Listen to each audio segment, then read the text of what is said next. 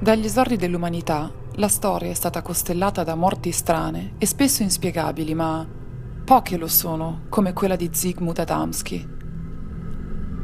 Il signor Adamski, un cittadino inglese nato in Polonia, era un comune 56enne che conduceva una vita normale a Tingley, nel West Yorkshire, insieme alla moglie.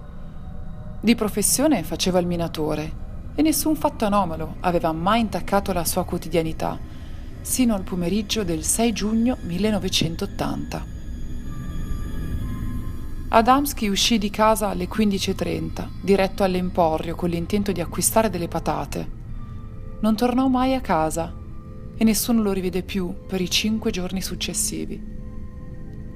Poi, l'11 giugno alle 15:45, un ragazzo di nome Trevor Parker chiamò la polizia dicendo di aver trovato il cadavere di un uomo dentro il deposito di carboni di suo padre, a Todmorden, vicino a una linea ferroviaria.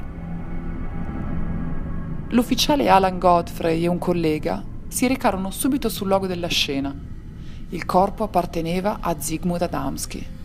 Era abbandonato sopra un cumulo di carbone e a prima vista non mostrava segni di violenza, ma le certezze finivano qui, lasciando spazio a numerosi misteri. Il deposito di carbone chiudeva alle 11 di mattina e il cadavere era stato trovato quasi alle 4 del pomeriggio. La zona era parecchio trafficata e nessuno si era minimamente accorto della presenza di uno o più intrusi nel deposito. Un secondo enigma era rappresentato dagli abiti di Adamski. L'uomo era vestito, ma gli mancava la maglia sotto la giacca, la quale peraltro era anche abbottonata in modo errato, e le scarpe erano allacciate al contrario. Sembrava che fosse stato spogliato e poi frettolosamente rivestito. Terzo elemento strano. Ogni superficie del deposito era coperta da scura polvere di carbone, ma il cadavere non ne presentava traccia, né sugli abiti né sulle mani. Era indice che Adamski non si fosse recato lì di sua volontà, salendo sul cumulo di carbone, ma che vi era stato gettato sopra in qualche modo. Per finire, la polizia riscontrò delle lesioni sul collo e sulle spalle dell'uomo. Erano come delle bruciature, ricoperte da una strana sostanza. Gli analisti del laboratorio non furono mai in grado di spiegare di cosa si trattasse. L'autopsia non tardò a scoprire le cause del decesso. Adamski era stato stroncato da un infarto. E la polizia riferì che il viso del cadavere era congelato in una smorfia terrorizzata, come se fosse morto in preda a una grande paura.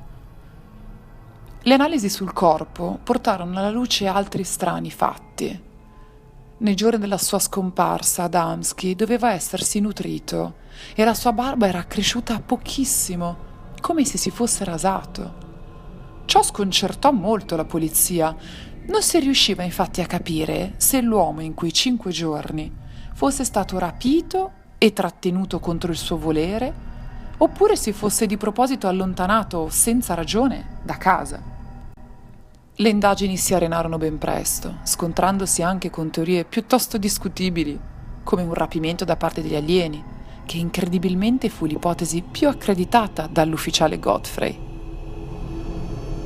C'era poi una teoria ancor più strana. Il giorno dopo la sua scomparsa, il minatore avrebbe dovuto partecipare a un matrimonio, ma, stando alle indagini, c'erano tensioni molto forti con un'altra coppia di invitati, i quali avevano persino contro di lui un ordine restrittivo. Si è ventilata l'idea che i due lo abbiano sequestrato e che in seguito alla paura l'uomo poi sia morto.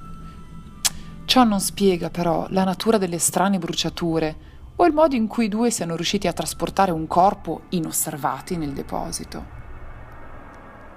Sono passati oltre 30 anni, ma questo strano caso non è mai stato risolto.